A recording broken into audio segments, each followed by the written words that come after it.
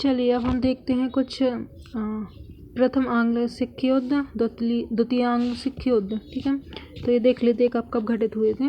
तो 1845 से 1846 के बीच में प्रथम आंग्ल सिख युद्ध हुआ।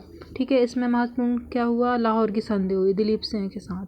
ठीक है, 1846 में। और एक और संधि हुई जिसे भैरवल की संधि बोलते हैं, दिसंबर 1846 में। ये दो संधियाँ हुई प्रथम आंग्ल सिख युद्ध के दौरान। फिर द्वितीय आंग्ल सिख युद्ध हुआ जो कि 1848 से 1849 के बीच में हुआ था। गुजरात युद्ध में 1849 में सिखों की पूरी तरह से हार हुई थी, है ना। इसमें गवर्नर जनरल लॉर्ड डलहौजी थे। आपसे पूछा जाएगा कि द्वितीय आंग्ल सिख युद्ध में कौन गवर्नर थे, तो डलहौजी थे। ठीक है, फिर हम देखते हैं ये दोनों युद्ध होने के बाद 1757 से जो 1758 का जो ड्यूरेशन थी, कार्यकाल था, इस समय पे क्या था, अंग्रेज़ों की नीति कुछ इस तरह से थी कि विजय और युद्ध द्वारा सममेलन करना है, जितने भी भारतीय क्षेत्र हैं सबको खुद में मिलाना है, अंग्रेज़ों की ये नीति थी। और कूटनीतिक एवं प्रशासनिक तंत्र द्वारा सममेलन की नीति, इस तरह से वो भारतीय लोगों को, भारतीय रियासतों को अपने अधिकार में कर रहे थे। ठीक है, तो इसके लिए उन्होंने कुछ नीतियाँ चलाई थी, जैसे कि वॉरेन हेस्टिंग की रिंग फेंस की नीति, जिसे घेरे की नीति भी बोलते हैं। लॉर्ड वेलेस्ली ने सहायक संधि चलाई थी, जो कि डुप्ले ने सबसे पहले यूज़ करी थी। फिर डलहौजी आया था तो उसने वेब का सिद्धांत चलाया, जिसे शांतिपूर्ण विलय की नीति या राज्य हड़प नीति भी बोलते हैं। तो इन नीतियों को देख लेते हैं।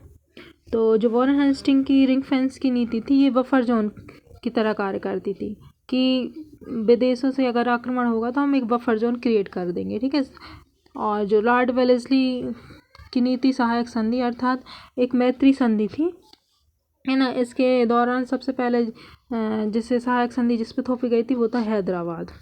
ठीक है, और डलहौजी के जो वेब का सिद्धांत था अर्थात शांतिपूर्ण विलय की नीति या राज्य हड़प नीति भी बोल सकते हैं, या गोद प्रथा निषेध नीति भी बोल सकते हैं इसको।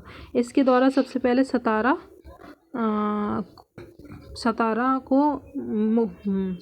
पे ये थोपी गई थी। ठीक है, तो लॉर्ड डलहौजी की जो नीति थी उसमें क्या था कि उत्तराधिकार अगर नहीं है तो कोई दत्तक पुत्र को उत्तराधिकार नहीं बनाया जा सकता, है ना, गोद नहीं लिया जा सकता किसी को।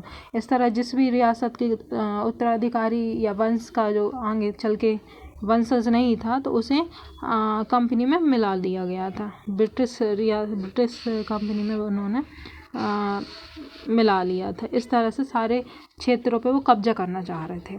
ठीक है, तो ये सारी चीज़ें हमने पढ़ी, एक बार हम देख लेते हैं जल्दी से कि प्रथम आंग्ल सिख युद्ध हुआ था 1845 से 46 के बीच, लाहौर की संधि और भैरवल की संधि हुई थी।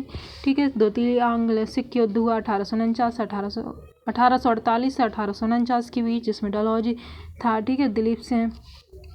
और फिर 1757 से जो 1857 का कार्यकाल था, इसमें कंपनी ने विजय और युद्ध द्वारा सममेलन किया, कूटनीतिक एवं प्रशासनिक तंत्र द्वारा सममेलन किया, कैसे भी करके वो अपने राज्य क्षेत्र, अधिकार क्षेत्र बढ़ा रहे थे ब्रिटिशर्स।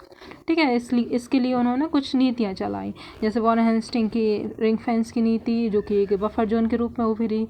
लॉर्ड वेलेस्ली की सहायक संधि, जो कि डुप्ले का विस्तार था, एक मैत्री संधि भी थी, है ना। डलहौजी की वेब का सिद्धांत, इसमें गोद लेने वाले दत्तक पुत्र को मान्यता देने से उन्होंने इनकार कर दिया।